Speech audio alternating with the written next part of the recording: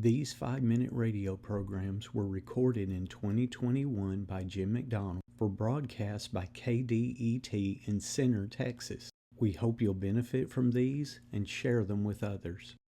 Jesus said, "Heaven and earth shall pass away, but my word shall never pass away." Matthew 24:35. What God has said has happened, did. What God has promised will happen, will. God's word is true and righteous altogether.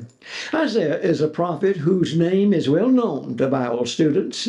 He lived 750 years before Jesus and is commonly called the Messianic prophet because he spake so many prophecies about Jesus. But Isaiah's prophecies were not confined solely to Jesus, and today we will consider a remarkable prophecy related to a Gentile king named Cyrus. Cyrus was the ruler of a massive Medo-Persian empire. In Isaiah 44:26-28 and 45:4 are these words, that saith, "Of Jerusalem she shall be inhabited, and of the cities of Judah they shall be built. That saith of Cyrus, he is my shepherd, and saying of Jerusalem, she shall be built, and of the temple thy foundation shall be laid. I have called thee by name, I have surnamed thee, though thou hast not known me." Notice this startling prediction. A man who was not born and would not be for another 100 years is called by his name, Cyrus. That man would set free people from a captivity they were not yet subject to. He would lay the foundation to a temple which had not yet been destroyed. When Isaiah wrote, the city of Jerusalem was still intact, its people still settled in their own country, their temple still standing. Is there any wonder that skeptics have tried repeatedly through the ages to discredit the writings of this prophet because of the ascending nature of the predictions he made?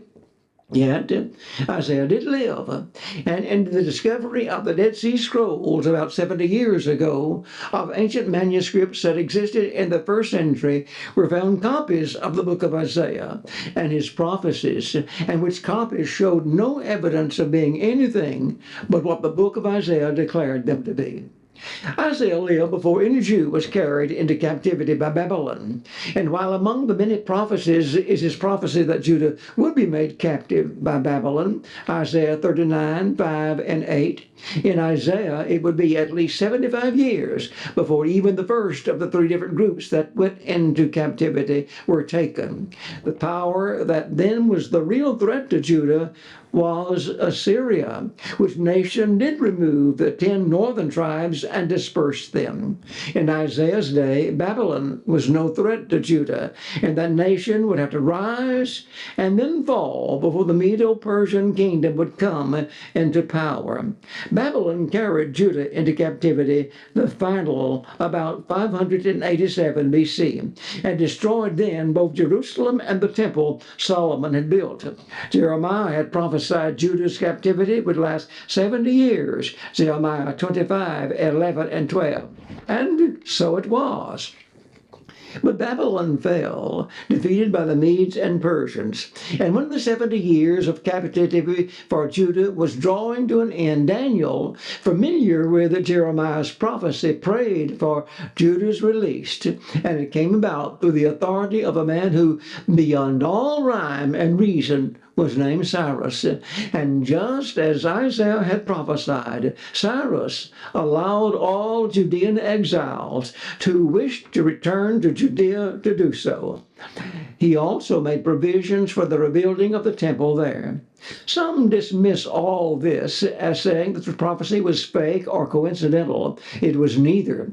It happened, and it happened because Isaiah had said it would. And Isaiah said it would because he was God's prophet. And it happened as God foreshowed and demonstrated forcefully the truth that God keeps his word. Jesus said, "Heaven and earth shall pass away, but my word shall never pass away." What God has predicted to pass will come to pass, and all should tremble at that. Be with us tomorrow for another lesson.